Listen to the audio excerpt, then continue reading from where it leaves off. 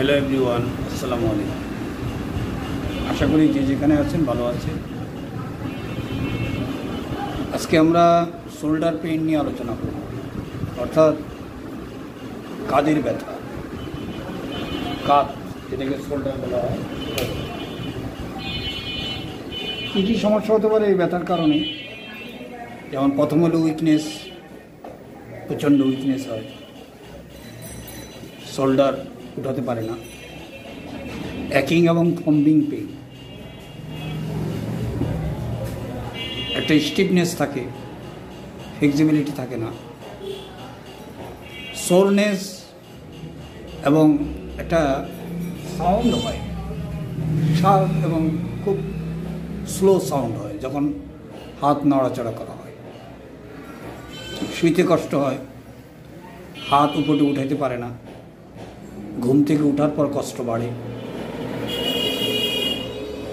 Upper part of the আমাদের arm বোনের মধ্যে, যেটাকে মেডিকেলের টার্ম বলা হয় হিউমেরাস, এটাতে হয়।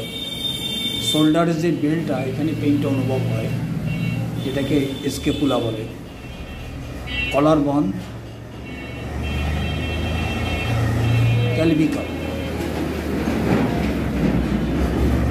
বার্সা, যেখানে ফ্লুইড থাকে। আমাদের দুই বোনের জয়েন্টে এক ধরনের ফ্লুইড থাকে, যেটাকে আমাদের এই মুভমেন্ট করতে সুবিধা করে, যেটাকে বার্সা বলে, ফ্লুইড স্যাক বলে, যেটাকে ফ্লুইড জমা থাকে। এখানে সমস্যা দেখা দেয়, ফ্লুইড কমে যায়। রোটাটর কাফ মাসেল, এটা এক ধরনের ডিজিজ। যারা বেশিরভাগ টেনিস প্লেয়ার বা হাত মুভমেন্ট করে বেশি, ক্রিকেট প্লেয়ার, তাদের এটা হতে পারে। এটা সবসময় আপার আর্ম বোনের মধ্যেই এটা হয়, মানে উপরের পার্টে হয়। কাঁধের ব্যথা, ঘাড় এবং কাঁধের ব্যথাটা ঘাড়ে এবং হাতের আঙ্গুল পর্যন্ত আসতে পারে, তবে সেটার স্টার্টিংটা হয় আপনার শোল্ডার থেকে, শোল্ডার বেল্ট।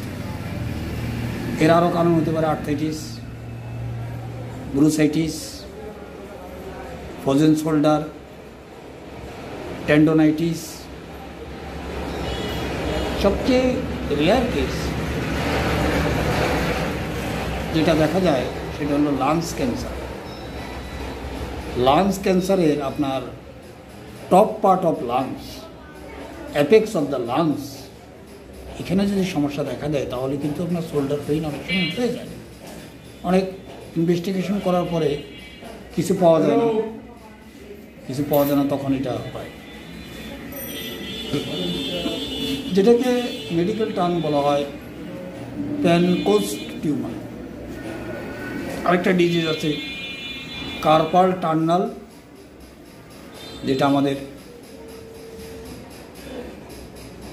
যেখানে রিস্ট শেষ হচ্ছে আমাদের হাতের, সেখান থেকে এই নার্ভের প্রবলেম দেখা দেয়, সেখান থেকে আপনার শোল্ডার পেইন হতে পারে। অনেকগুলো কারণ আমি বললাম, এই কারণগুলো তো শুনলে কোনো লাভ হবে না যতক্ষণ পর্যন্ত যাদের শোল্ডার পেইন আছে চিকিৎসা না করে। তবে জানা থাকলে সহজেই বোঝা যায়। একটা এমআরআই করলেই ক্লিয়ার হয়ে যায়, সিবিসি করলে ক্লিয়ার হবে যে কী কারণে এটা হতে পারে। এখন চিকিৎসার ক্ষেত্রে আমরা কী করি? চিকিৎসার জন্য আমাদের কাছে ন্যাচারোপ্যাথিতে খুব ভালো ট্রিটমেন্ট আছে। আপনি যদি নিয়মিত চিকিৎসা করেন, আলহামদুলিল্লাহ আপনার এই যেই প্রবলেমই হোক না কেন সেটা রিকভারি হয়ে যাবে, সময় লাগবে রিকভারি। আশা করি আপনারা যে যেখানে আছেন সবাই ভালো থাকবে। আমি ডাক্তার সৈয়দ জাহিদুল আলম, ন্যাচারোপ্যাথি এবং হোমিওপ্যাথি চিকিৎসক, আপনাদের সেবায় নিয়োজিত। যারা দূরে থাকেন তারা অনলাইনে আমার সাথে যোগাযোগ করে রিপোর্ট পাঠিয়ে হোয়াটসঅ্যাপে চিকিৎসা নিতে পারেন। সবাই ভালো থাকেন, আল্লাহ হাফেজ।